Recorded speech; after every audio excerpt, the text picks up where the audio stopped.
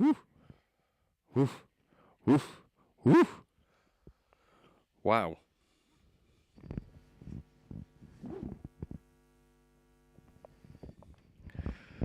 It's really good to see Jeff play. It's been a while since I saw him out. Big up, Jeff. That was absolutely amazing. I actually watched all of it. My scenery isn't quite as flowing, but I'm here doing my thing, so I hope everyone's all right. Any problems, hit me on the chat. I'll keep checking it. But as I mentioned on my little promo video today, I'm going to be making a song in 1 hour. So it's a kind of a workshop, kind of watch me do crazy things. I'm also only going to be using this thing, which is the ARP2600. This is the original one that belongs to my friend Anthony, and this is the machine that the R2D2 noises were made on. So I'm just going to get on with it because we've only got an hour. In fact, we've got less than an hour. We've got 50 minutes. So I'm just going to hit it, make sounds, repitch stuff in the computer because we're going to need to do some of that in order for it to, for me to reach the kind of frequencies I need to do, and maybe we'll put some stuff into the sampler in the computer as well, just so I can play some chords because it's monophonic. So yeah, let's do this, and thanks me Casa Holiday. Let's do.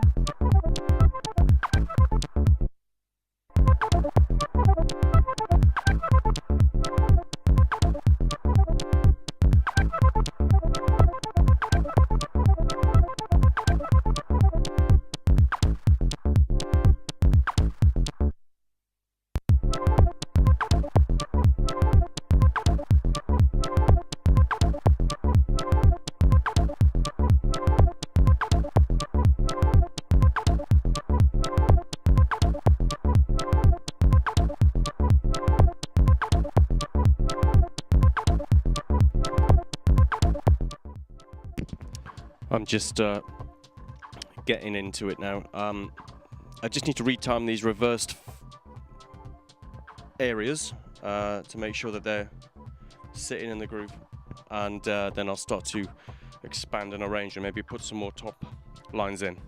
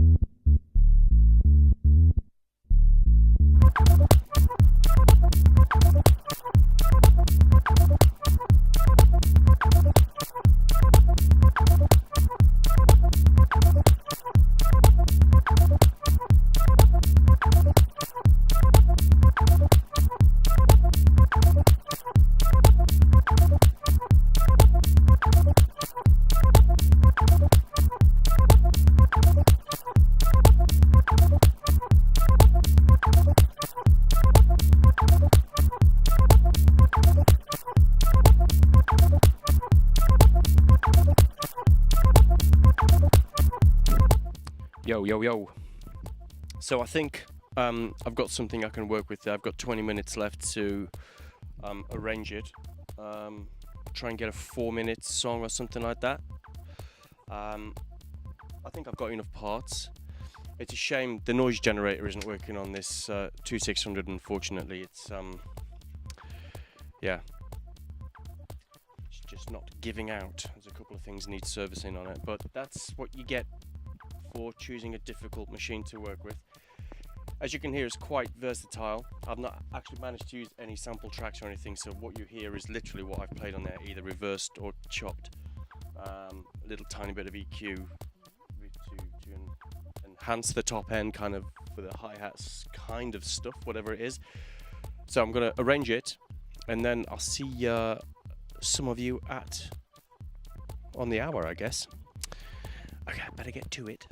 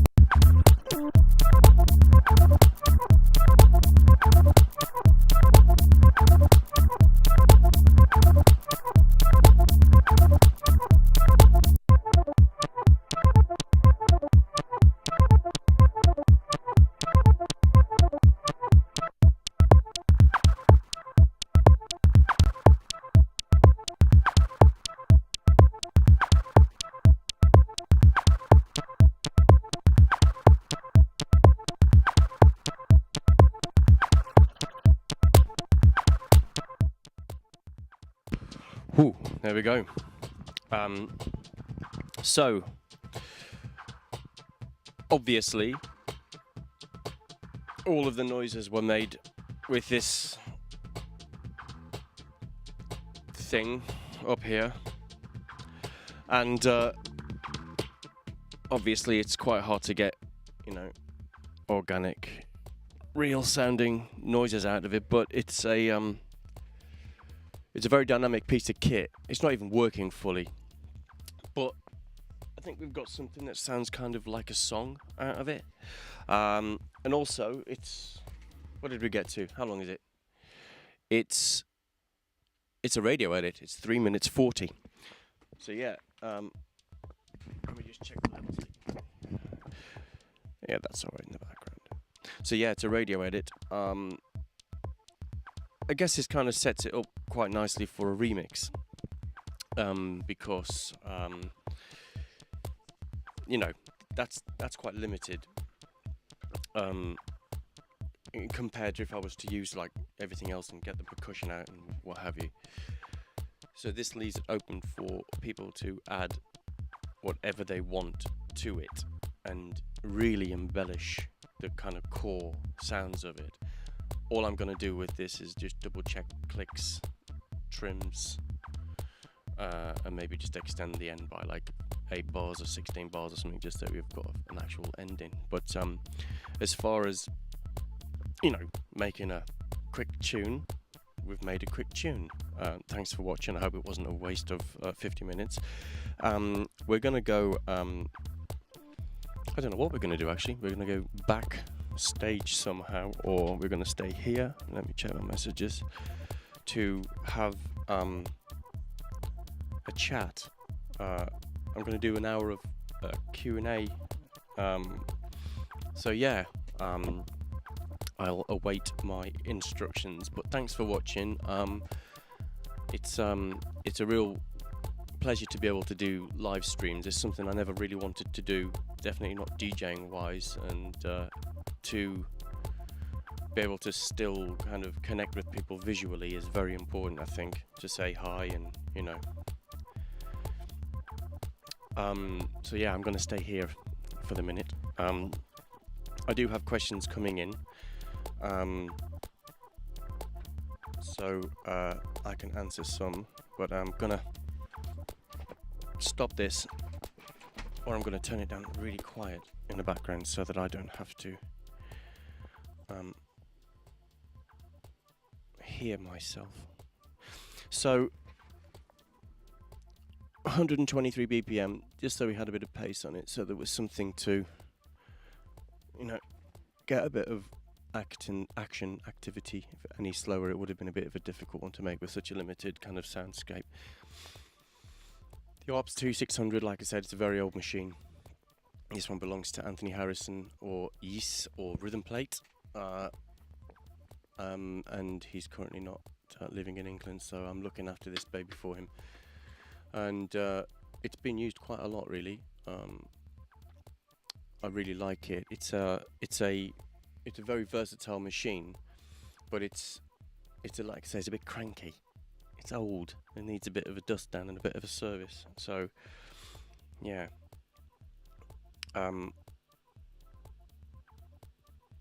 Julius is just saying that we're going to call the track "Your Passion First." It's quite a beautiful number. It's kind of loopy. It's a little bit like a old French house record from like 1996 or something. So, you know, those of you that want to remix it, you can get your filter on. So I guess I'm going to stay here and take some questions. So if you want to ask me anything, go for it, and I'll. Lots of filters. Koflo in the house. How you doing, brother? Immaculate. Eric. Carlos. Lots of people hanging around. Let me just scroll around a bit. Terry. Hi, Terry Hunter. Si Al-Assad from North Africa. Cool. Lots of nice people on here. So yeah, I'm here. Tell us about your head care routine. Generally, I had a helmet designed. I put it kind of totally covers my head, and I press a combination of buttons depending on the depth, and it kind of takes about 4 to 6 seconds. It's like a sound I hear. I don't know what people outside of it can hear, but that's what I hear. And I take it off, and it's essentially done. So that's what you get for asking silly questions, Carlos. But that's my life in hair care. It's quite short-lived. It's just like being back in Mexico, isn't it, really? I hope you're a lot of drinking. I know it's early there.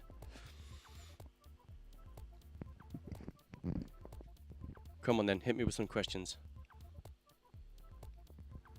Yeah, like the X-Men thingy, Soul Man. It is. It's a bit like, Magneto's head mask thing vibe. Not as expensive. It cost about £6 to make. My first house club experience.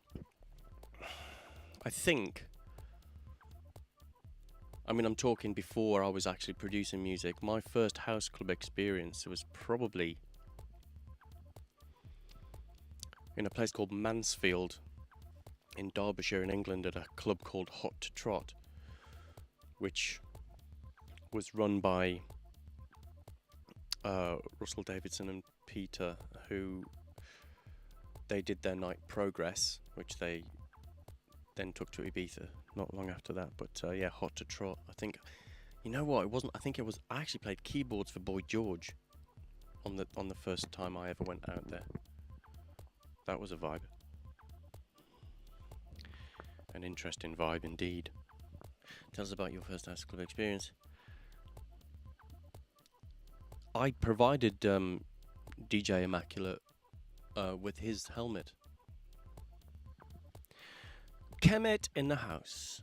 As you're building the layers of the track, do you EQ and sculpt the sounds as you program? Or yeah, absolutely. I even turn the oscillator volume down as I'm recording, because I kind of have an idea of what level I want it to go in at, and it'll just kind of stay there. It's pretty basic, in the background there's not a lot of complexity to the mix, but the things using one machine, you tend to separate your sounds out quite well, but then they mix together generally because they're coming out of the same unit. So the only things I had to do, you probably saw me like moving the sliders quite quickly and stuff, is because this needs a clean. So in order for me to get a hi-hat or some kind of shaker or noise effect, I had to use static. So I just EQ'd that up, and as you can hear with the clap, the top end of the clap it's just static noise.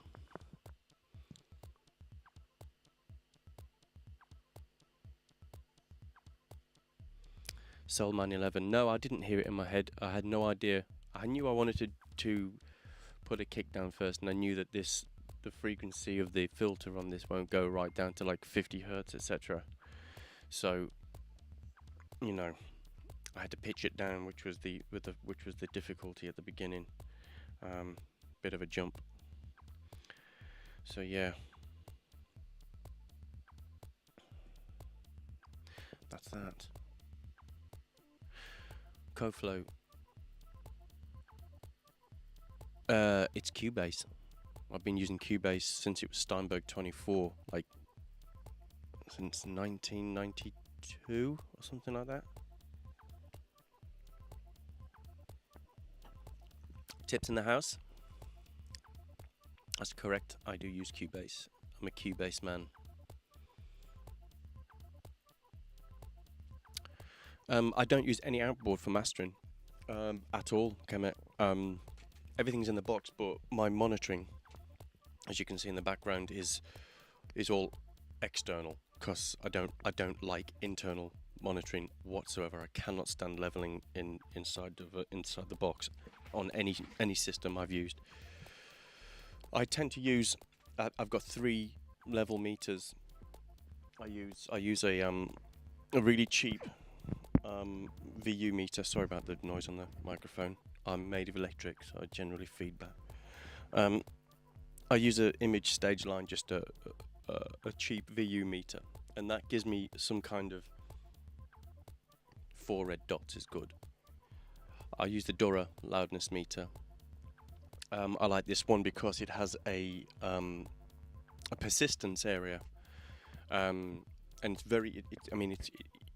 You can really see when a track starts to fill out. It starts to really fill up this area more. You get less dynamic shoot, and you get more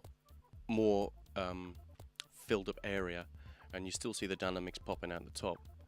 But that's which one is that? That's this one here. You can see. I don't know whether you can see very well from back there, but you can see is that point on the little on the top camera.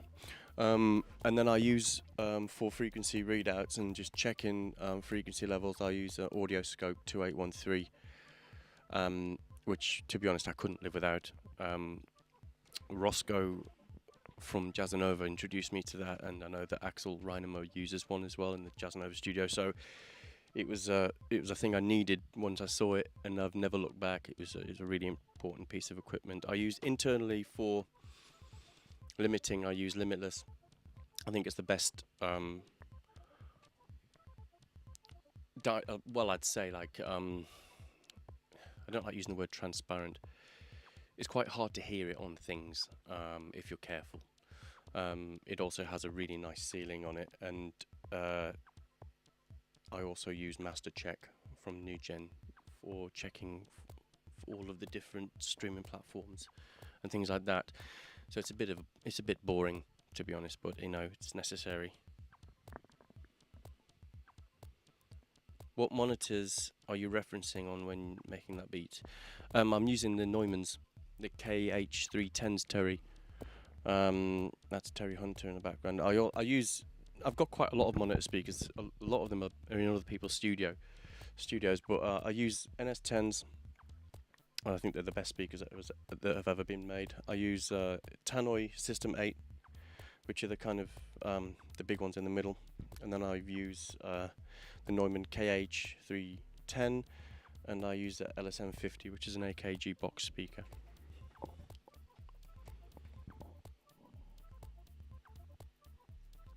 No, I've not used the TC Helicon. I nearly got it a few years ago, but it was something it would change everything. It would change completely the way I work, so. Yeah, you need it, Terry. You really need it. You need to get it. It's an Audio Scope 2813.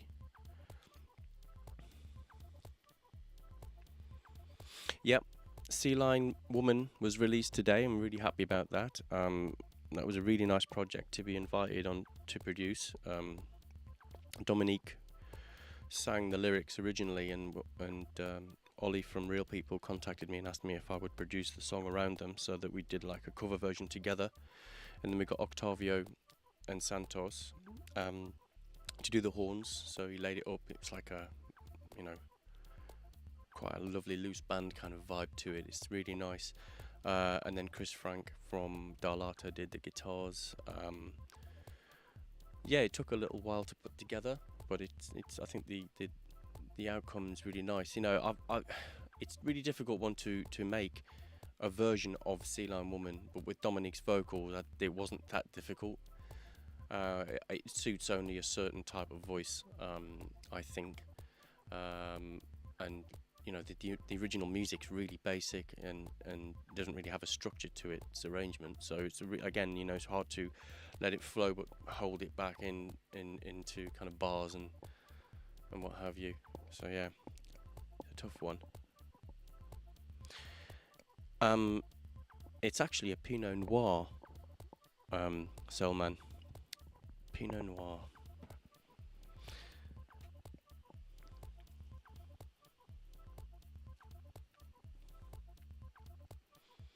Any more for any more? What is that old huge old school keyboard you've got up there with the dials looks like it runs a nuclear power plant. Which one? This one? No, you're talking about this. I can give you a little studio tour if you like. This is an ARP 2600. It's a mono synth, a 3 oscillator mono synth. It's semi-modular. It's from the 70s. It's a really, really amazing piece of equipment.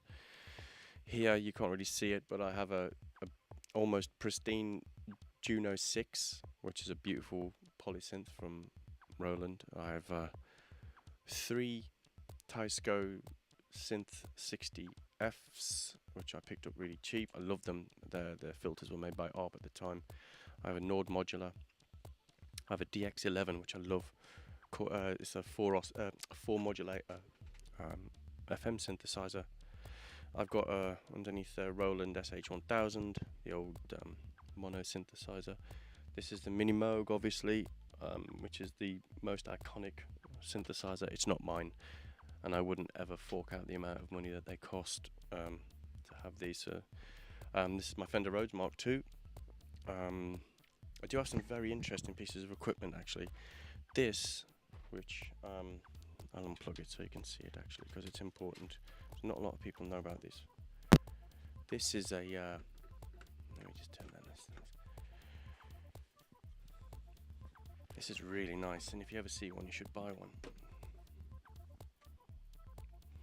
So this is called a Creamware Minimax,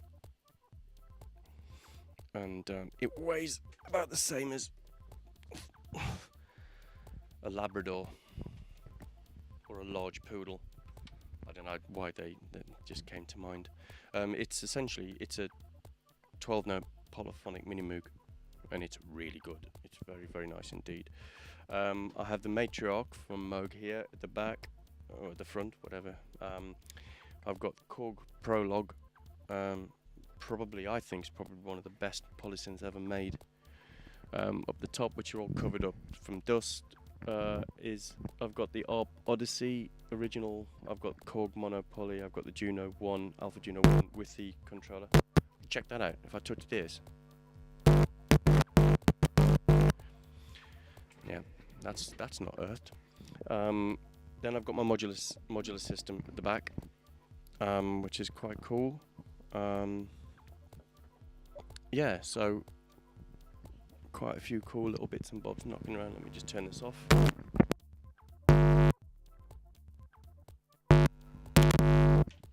That's horrible. It's gone there. Oh, weird. So I've got a modular system as well, which you can see. I've got some strange, some stuff from Behringer. I've got the Neutron. I think it's one of the best little synths ever.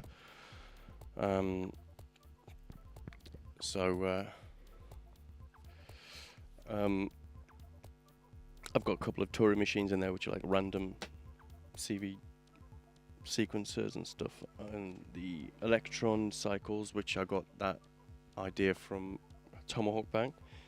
Absolutely brilliant, actually. And then the Behringer 303, which is also really good. I don't think people that hate Behringer need to check themselves, really. Have you noticed if I move over here, I start to become electric. So anyway, so that's the little studio tour. Let's have a look. Explain your mastering setup. I've done that one, haven't I? Let's have a look through.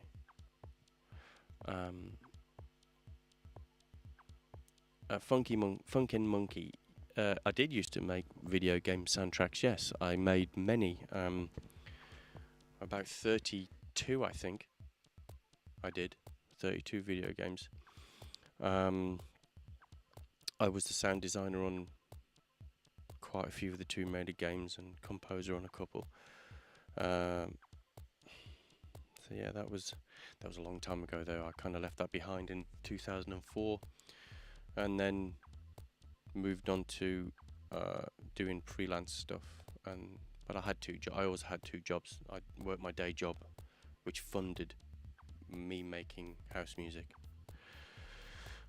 Also at the back you can't see, but I've got a Korg Poly 61M I also think that's one of the most underrated synthesizers ever made. That's how I get my fizzy chord stabs. That's the one. How many instruments do I play? None well is the answer to that.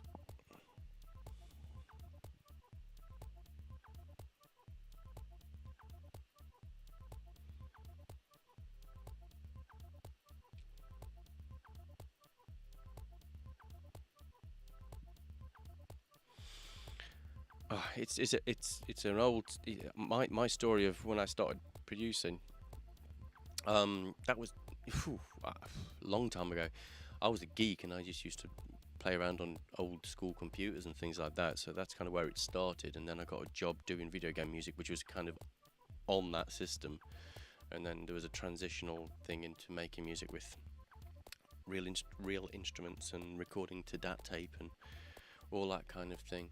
So I started playing keyboards when I was like 6 or something. I've never had any lessons, just you know, is what it is. So yeah, I keep getting messages with questions and things. So yeah, don't forget we're raising money to inspire young adults as well to, you know, get into the world of event programming, or, you know, that area. So, you know, your passion first. If you want to donate, please remember you can do that. What are you laughing at, Tips?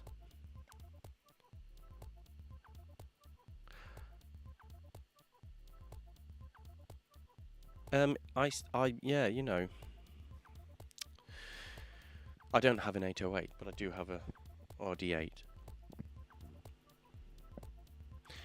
Is there any gear that you have ever bought that you just wanted to smash with a hammer?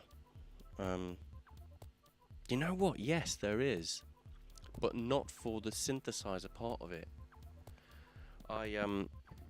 Sorry about the wire. It's weird. I bought a Studio Logic Sledge, which is a synthesizer that is made by Studio Logic, but the synthesizer part's made by Waldorf.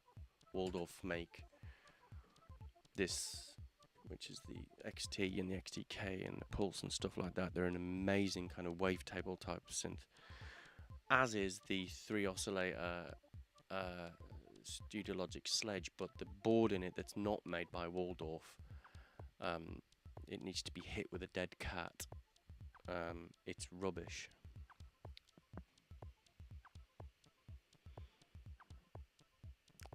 I do like the yellow Sledge. I think it sounds amazing, but the functionality of the box it sits in, the sellotape that holds in the power supply, and the board that needs hitting with the cat is the issue.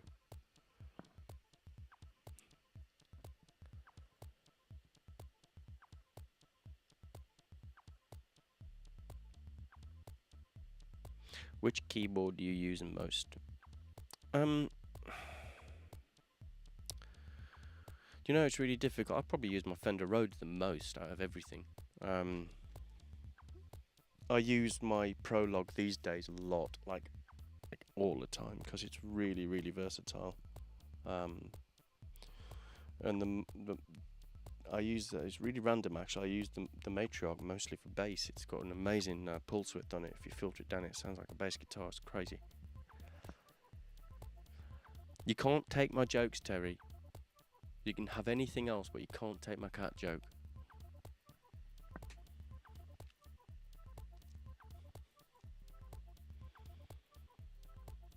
What's the oldest piece I have, and why do I like it? I think the oldest piece of equipment I have and own is my ARP Odyssey, which is right up on the top shelf there. It's an original 2813, and I've spent a lot of money having it refurbished. I don't use it. It's like a posh ornament, but I bought it a long, long time ago when I was making video games and actually had money to spend on things. The SH09's at Size House, along with the Sledge and my little FM synth as well. The SH09 is a bad man. If you ever see one of those guys, buy it. SH09 from Roland. Oof.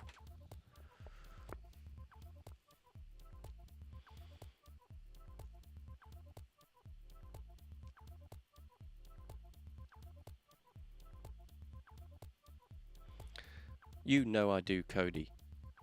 I've got a label called Less Than 10. So the premise, I mean, you know, when I started making music, and you probably can't see, but under here I've got racks of my old equipment. It really doesn't very much get turned on. I still got my Akai S3000 XL, and I did my first album on that, and it only had 2 megabytes of memory. I had a Korg 01W and a little Folio mixing desk and a DAT machine, and it was really, you know, you had to work a lot on the sounds you were using because you couldn't use a lot of sounds because you didn't have a lot of sounds to use. You know, you had very limited, either memory wise or limited with the synthesizers you could afford or understand how to use even back then. So, you know, it's like people used to use MPCs just to make hip-hop tunes, and they sounded absolutely amazing. And yeah, you might be using like 3 or 4 sounds, but it's what you do with those 3 or 4 sounds. It's the 3 or 4 sounds that you choose is really super important. So yeah, I don't limit myself in my everyday productions at all, but if I do think, you know, I'm going to do another season on Less Than 10, then yeah, the whole I'm going to limit myself to 10 running processes things. Running processes being, if you know you've used reverb on a hi-hat, you've got to bounce it, and then the hi-hat's got reverb on it, and you've got to be respectful to the rules. You can't just bounce your whole track down and say that's one running process. So yeah, it's I very much limit myself because I think you do have to sometimes, because there's a lot of music that gets made which is just loads of sounds that don't really make any sense in the long run. There's no final character, standout character to a song. So I think there needs to be, in making music in general, there needs to be some kind of limit to how much you just go, oh, that doesn't sound good enough, I'll just throw another sound on the top, another sound on the top, another sound on the top, until it's just a wash with crazy, and it's not pleasant to listen to. So I think, there needs to be, some of the best tracks in the world have been the most limited sounds, So I think, yeah, I think about it quite a lot, actually. How did you like working with Charisma? Well, I still work with Charisma. I was working with Charisma yesterday. I was introduced to Charisma by my very good friend Sinbad, actually. They came up to my studio for a couple of days, and then we just kind of stayed in touch. DJ Tips, do you want to ask me what my favourite colour is? I'm allowed to be rude to him, he's my friend. What's the favourite track I've ever made? I've got no idea. I honestly don't know. I don't know. I don't like any of them. DJing instantaneous feedback, producing delayed gratification. I don't think that's true. DJing, you get gratification sometimes if you feel like you've done a good job. When you produce, I think, one needs to feel like they're, especially with dance music, you have to be able to find something to give yourself goosebumps in order for you to break through to the next stage of what you're doing. Otherwise you're just making beats and drinking tea. I prefer producing completely. I love DJing because I get to see friends and I get to play music to people, and it's a really nice experience, but I prefer being in the studio.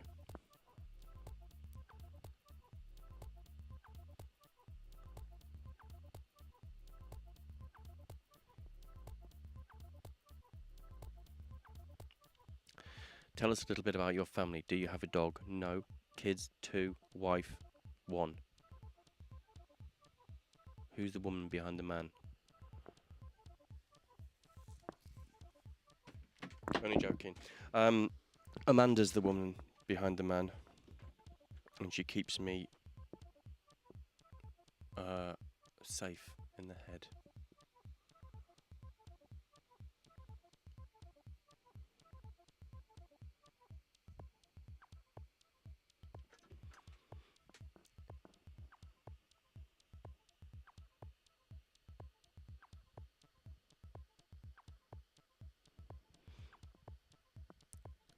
That's beautiful.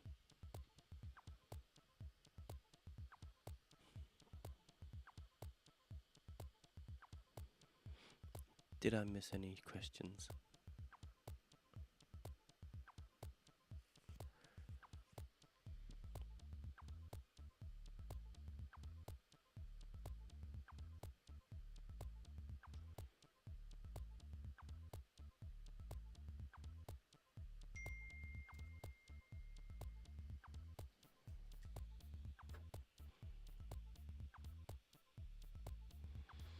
Could I imagine my life without passion?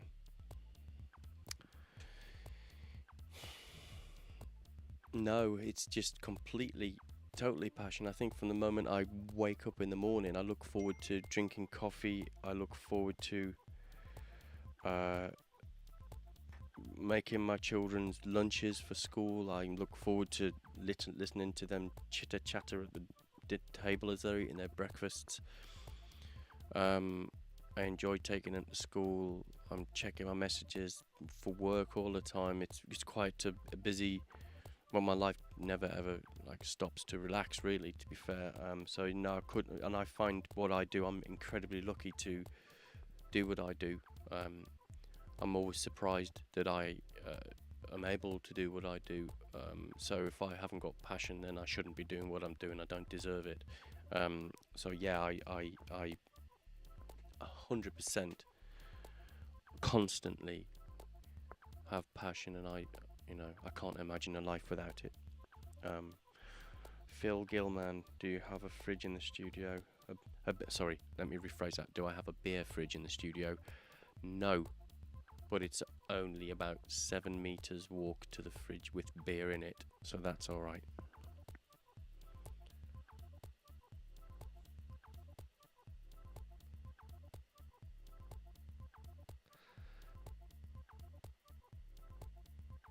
Has your music gotten darker, lighter, more happy, stuff like that?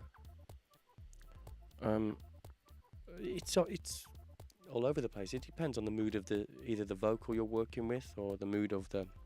The thing about making electronic music is you start somewhere, and it kind of starts. It dictates the direction. If you like the sound, it might be a bit darker, it might be a bit lighter, but whatever you start with dictates the sound. I think don't sit there for hours rifling through sounds to try and find something that's happy for. I want to write happy music today. Don't have the privilege of having that space and time to go, oh, I think I'll make a happy tune today. So no, it just literally comes as it comes. Ain't boogie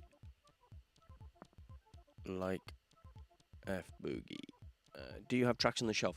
No, that's another thing where people say, oh, can you throw us one of your old tunes for a compilation? I don't have anything on the shelf because I don't get a chance to kind of experiment and play and go, oh, I'll just save that for later. It's a good idea. When I go in the studio, because I've got limited time, I only work from 9:30 till like 2:30 in the afternoon, because I've got to pick the kids up and stuff. So I've got to really like lay it out quickly, and I'm a very busy person. So I'm a mastering engineer, I'm a producer, I'm a remixer, I'm an artist, I'm a label manager, I'm a distributor. So I've got a lot of things to do. So I'm always busy. Oh no, COVID's not bothered me whatsoever because I'm constantly just trapped away in my own world anyway. Applejack.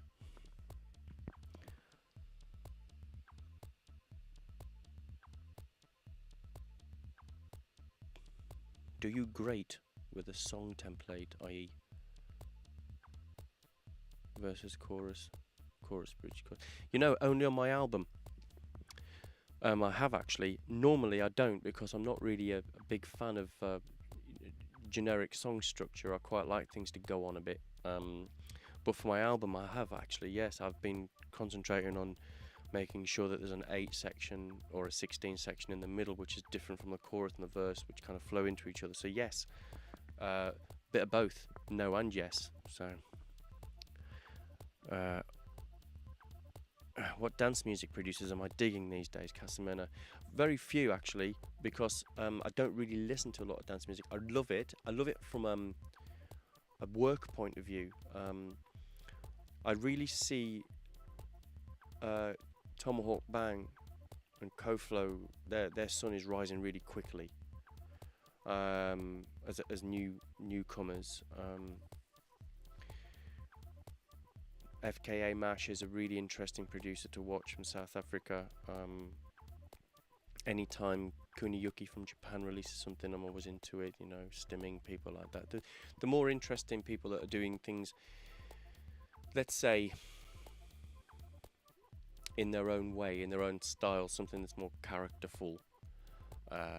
Obviously, I've got my family of artists who I absolutely love what they do.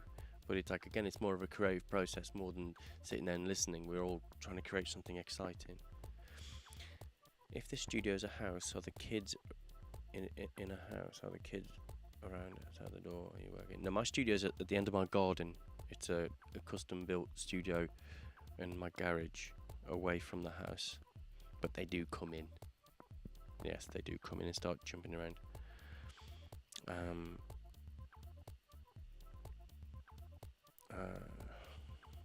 are we now?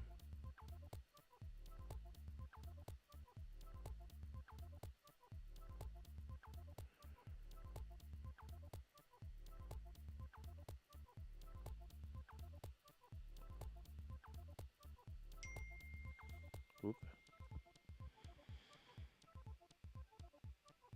If I was to start all over, what would I do differently?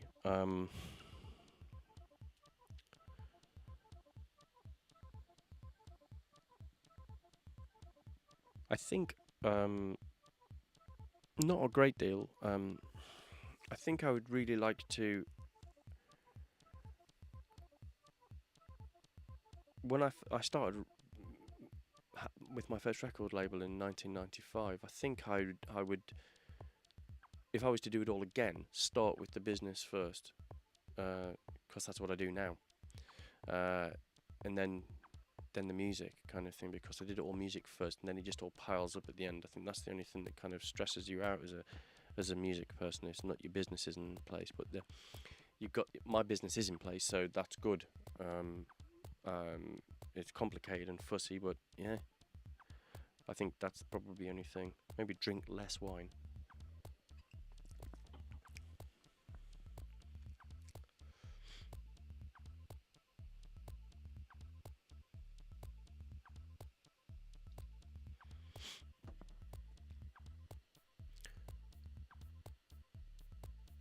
What's the first thing you'll do when you can move more freely about? To be honest, the same, because it hasn't really affected me massively. The kind of pandemic thing, because I'm always kind of in the house anyway, or at work and doing stuff, or on my phone or on my computer or something. So, or taking the kids to the park, or taking them to school, or cooking, or whatever. So my life's kind of full up. You know, I do miss seeing my friends massively, going to the pub, etc. But otherwise, it's just me doing my stuff. Any favourite productions of yours? Again, Carlos, I don't really know. I think that's for people like yourself to tell me. It's a difficult one. Because I look at everything I've done and think I could always improve it. So I've not hit a point where I've gone, yeah, that's amazing. I just haven't got that in me, you know. Would I encourage my kids to enter into the music industry? Under my watchful eye, for sure, yeah. They're both quite musical. I bought them keyboards. They've got keyboards in their bedrooms. In fact, it was the keyboard that I had when I was small. I think I bought them for me, to be fair. But I would definitely allow them to express themselves musically if they wanted to make a record with me or something like that. When we have a little bit more time. Problem is, Dad's a bit busy, so yeah, maybe when they're a bit older, we'll get them in the studio and they can choose. At the minute, it's generally them messing around on the keyboards and me trying to sample something.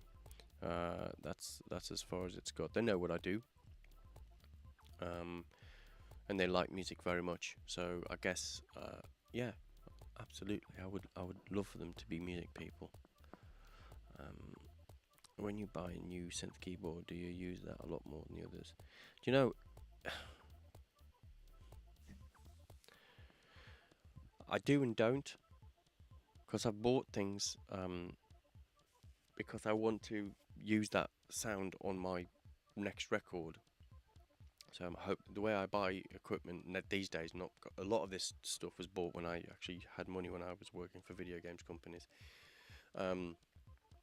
I tend to buy smaller pieces of equipment now that pay for themselves through the release of the record over time. But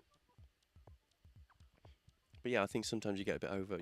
If you use the same piece of equipment over and over again quickly after you've just bought it, you start to feel a bit like you're being the same all the time, and I get quite bored of myself quite quickly.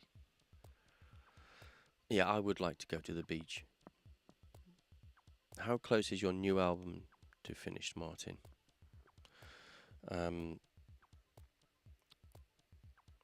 It's a 17-track album. It has 17 songs on it. 17 demos have been made, but I'm still making demos. I would say I'm probably about 60% there, only because I'm still waiting for quite a lot of vocals to come back. No, I did travel quite a lot, Soul Man. I did. Honestly, I got a little bit sick of spending my days on my own in airports.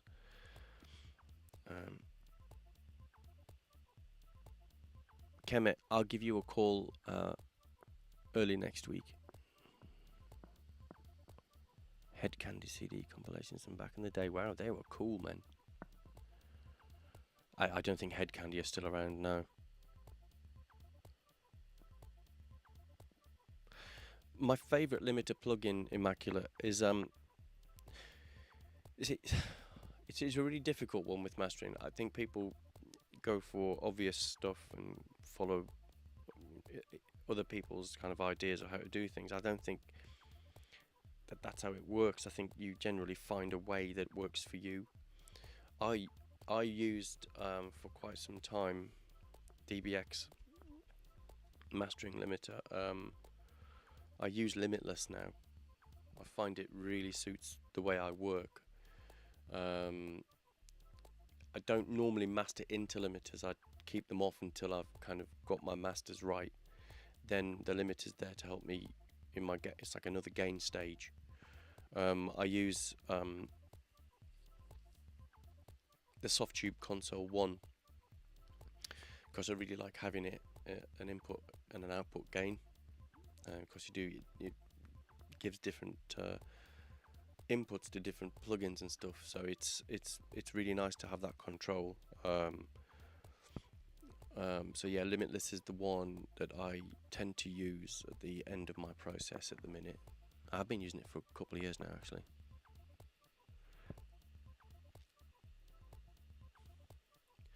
The name Atjazz came from a Top Cat cartoon. There was someone on there called A.T. Jazz, and it's not spelt with a capital J, by the way. His was, but mine isn't. And his name was Jazz, and Top Cat turned around and said, "What does the AT stand for?" And he said, "All that." So it means all that jazz. There's not any plans for the singles for the new album because I'm not going to roll it out like a house album anyway. I'm still deciding on what to how to do that. It's not a house album, so I don't want to just kind of put it out, get a remix, put it out, get a remix. It needs to be treated with a bit of different attitude, you know. Yeah, all right, Cody. I'm going to start putting a capital F in your name. I know you love that.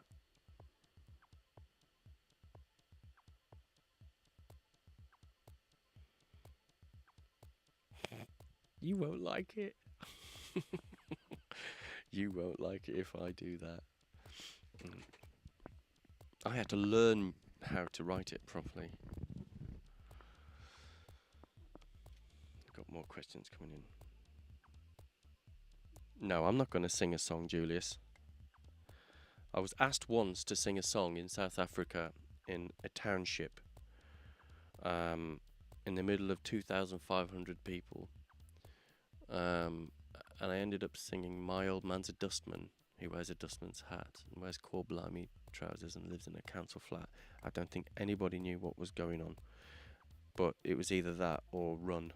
And so I did that and then just DJ'd and hoped for the best.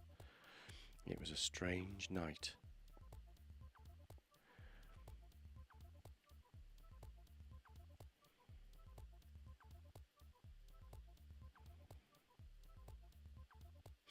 I'm a superstar DJ touring. I'm not a superstar DJ. I'm just a DJ and a part-time one at that. My normal day: out of bed at 7, make lunches, make breakfast, dress kids, take kids to school, back here at 8:45, dress myself properly, go to work 9 o'clock, 9:30, leave the house at 2:50 or something like that, at height, with all my work still in my head and my teeth ground down to just nubs, because I've grinding my teeth all day because of the amount of work I've got to do. Then pick the kids up, get home, get them to do their homework, reading, etc. Shower them,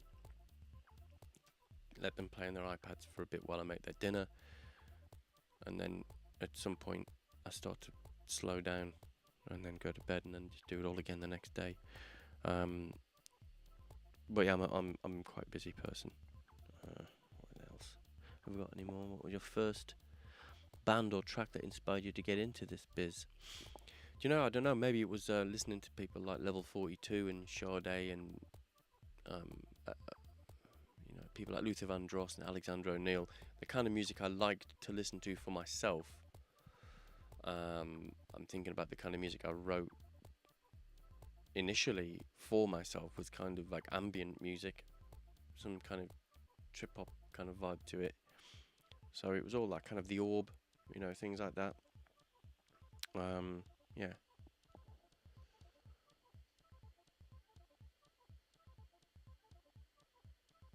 No, it's not. No age is too old to start producing.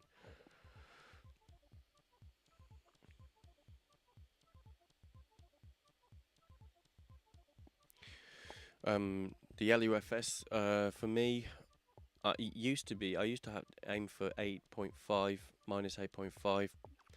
I find it sounds loud on track source. When you're going through the tracks and just like checking the tunes out, I think it's good to get it that loud for that reason. These days I aim for about minus 10, minus 9.5 ish, and I always let each song kind of do its own thing because the streaming platforms kill it anyway, and I'd like to leave a little bit of headroom because probably will be remastered at some point. The thing as I do, I master a lot of music, so I have to be really careful not to overmaster, and I do say to my clients that I don't want to kind of smash it through the roof. It's I spoke to my friend Nathan once about mastering clients, and sometimes they have flippant comments about what they want. They want it loud and dynamic and warm, and those three things don't all come at once. You can't have them all at the same time. You have to draw a triangle and have a joystick in the middle. You have loudness, dynamics and warmth, and you have to move that around inside to kind of figure out what the best thing is to do, because you can't have a lot of rich low end frequencies at high volume. It just doesn't happen. It's just not possible. So you have to be really careful to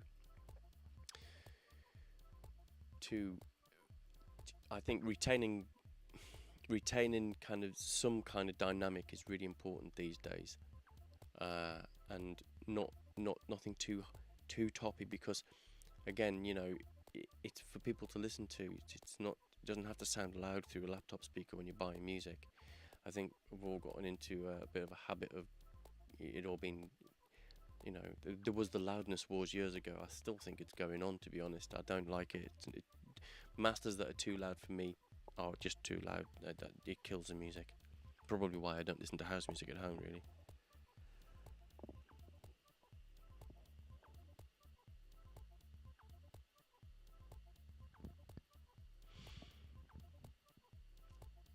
LUFS is a way of it's a level. So essentially, you know, you're working up to 0, which I really like, rather than like, you know, below 0 and over 0 kind of thing. I like working up to 0 because for me it just feels like I'm never really reaching that horrible point. It also gives you quite an instant. I'm quite an impatient person, so an LUFS meter gives me like short-term readings all the time, so I can watch it as I'm listening to a song. I don't have to listen to the whole song to get an RMS. I literally like to watch it as I go along and stuff, and then you can check your RMS once you've finished a job, sort of stuff like that.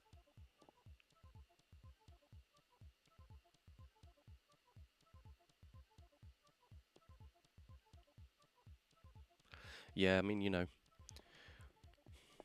it's hard. It's everyone wants their kick drums really fat and loud and everything clear, and it's not a thing. Too loud for me is anything like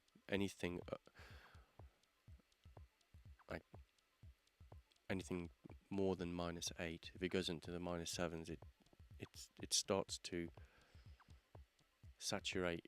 You know, you can hear it, man. Yeah, I mean, you know, the problem is,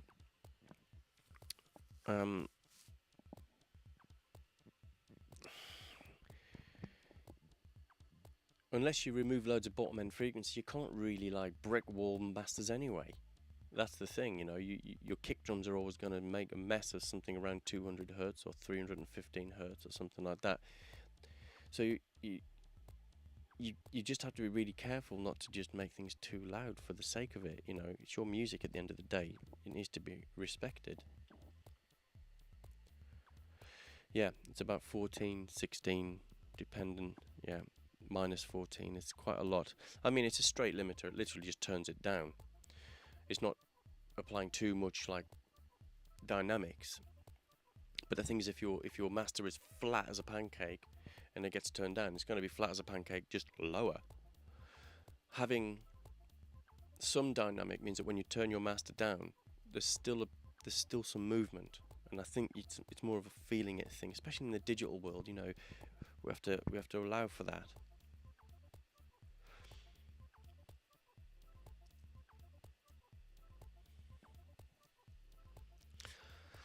It was released so Fantasy with Sarah Jane Morris.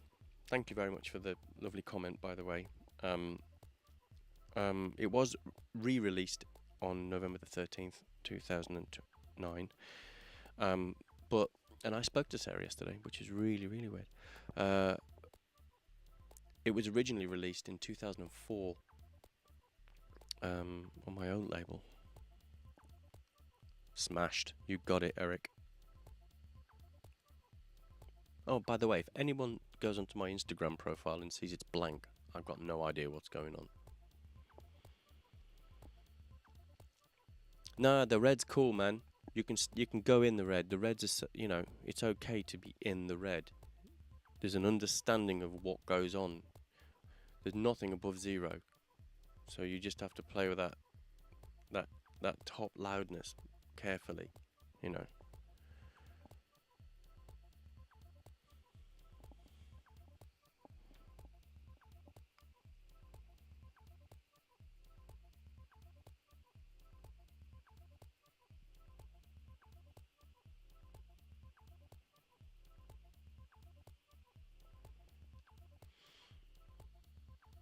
Did you?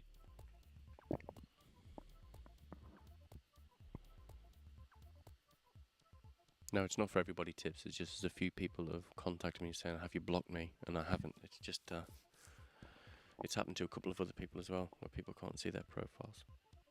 But there's been a big update with Instagram today, so maybe that was the reason.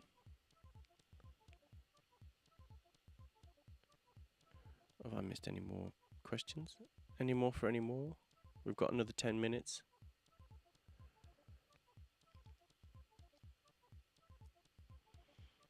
Thank you, CJ Larson.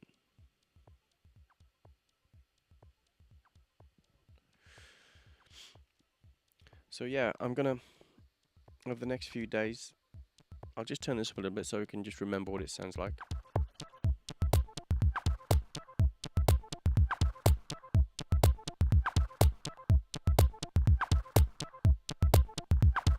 It's got a great stereo, well, it's not really stereo, but it's just kind of phased spring reverb in the synth.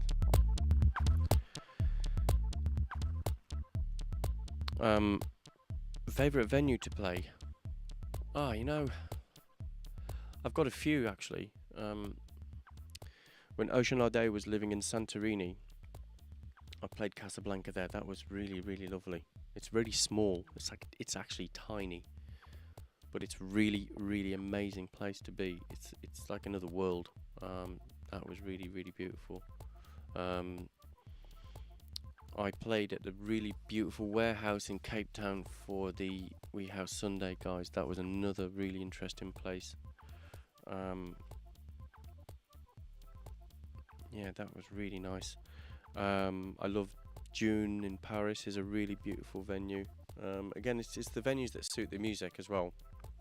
You know, we can go to Ministry, we can go to Fabric and what have you, but I think that sometimes when they get big, the vibe is a bit different. Not bad, just a bit different. So I prefer like the smaller venues. But there are loads of venues around. Just, you know, haven't found the perfect one, I don't think. I'm always in my creative flow, funkin' monkey.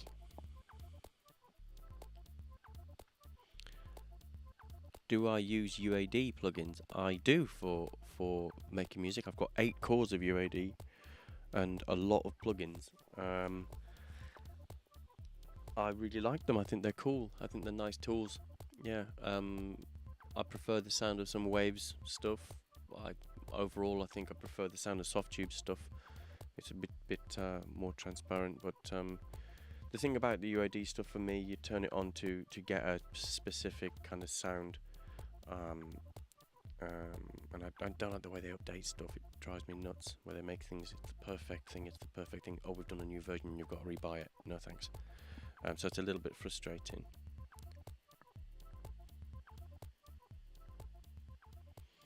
How long before another Sinbad release? I don't know actually. I do. I'm not gonna lie, Phil. Sinbad's making an album, so it maybe summer next year.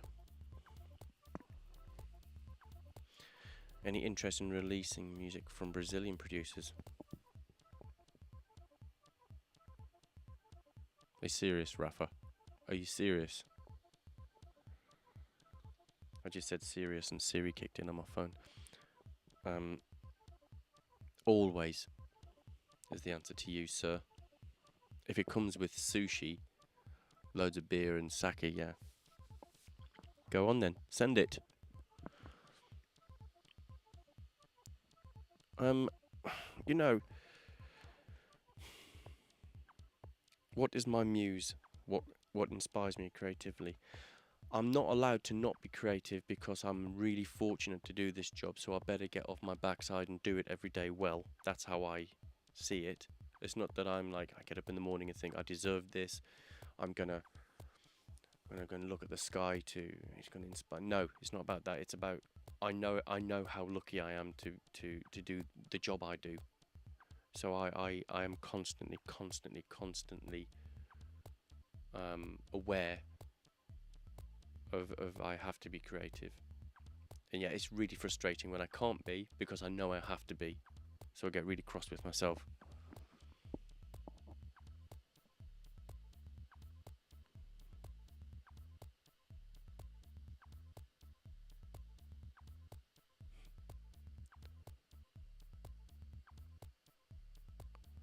You know it, Rafa. I got some good pictures from that Yoruba party.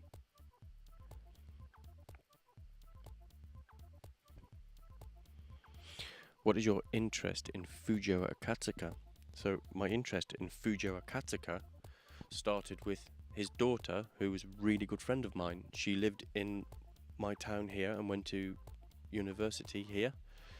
And I met her through a friend, her husband, and she showed me her dad's work in comic books and things like that.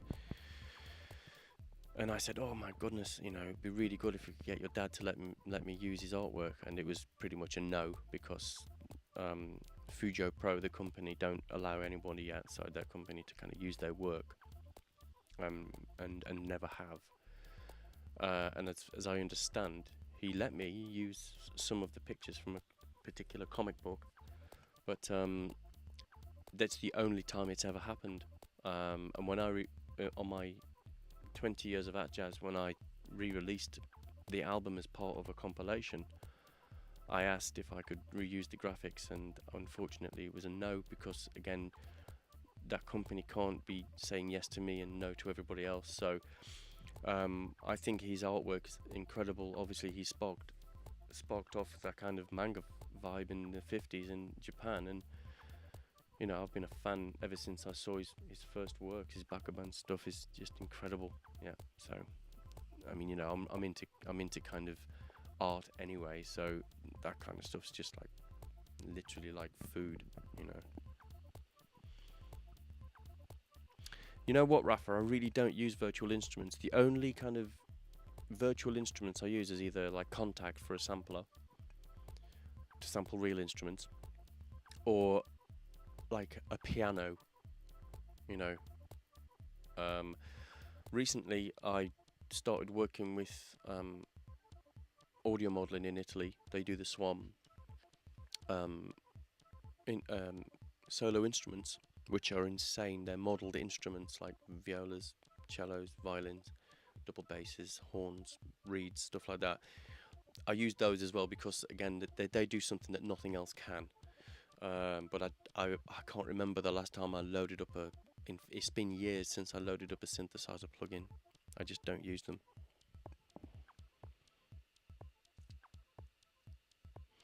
I'm not really into anime or manga.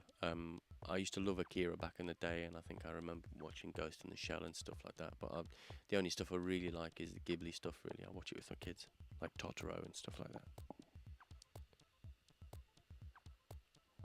We've got 3 minutes left. Ask me anything. Let's go.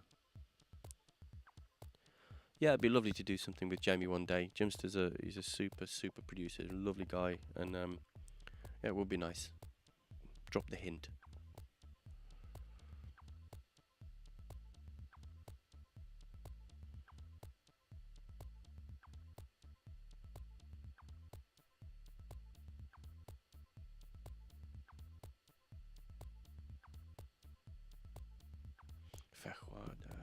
Feijoada. I had that with Rafa in Sao Paulo. I don't eat meat these days, so it's a bit of a difficult one, because that's like just pork, isn't it? Feijoada or sushi is probably good. Yeah. I could bend the rules if I was in Sao Paulo, and I would probably go for that, because I'm a bit of a stew person. I like a casserole. Sushi. I love sushi. I could eat sushi every day. But yeah, if I was to choose, it would be feijoada. Thoughts on Bel Air? Elaborate.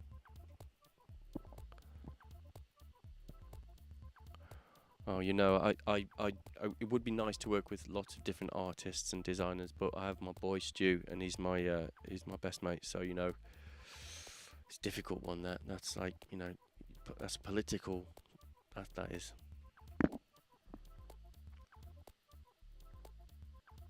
Thank you very much, Timothy. That's really nice. Thank you very much. Appreciate that.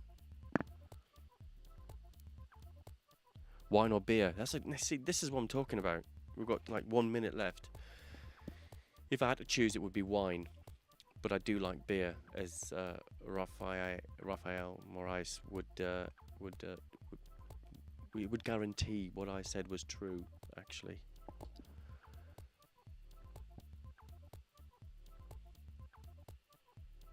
Talking about wine or beer, it's nearly time, isn't it? It's 7 p.m. here. Let me take this opportunity to thank all of you for being here. I love sake, of course, mate. And you know, our lives are short.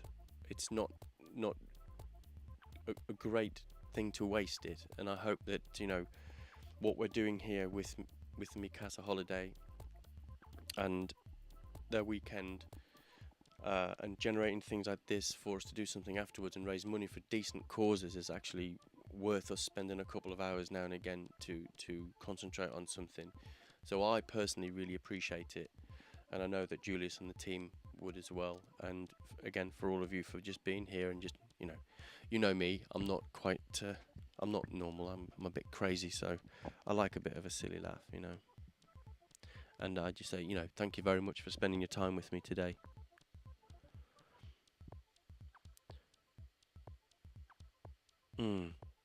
I quite like a blend. I like Jameson's, but if I was to choose, it would be single malt. Thanks, Cody. The question is, Richard Tips, when is the next Tips release coming? Or are you too busy fishing?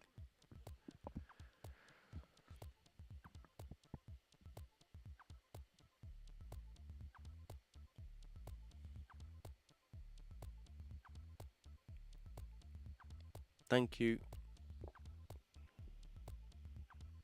Take care, everybody. Enjoy the rest of the performances. There's some killer ones coming up. Take care and look after yourself.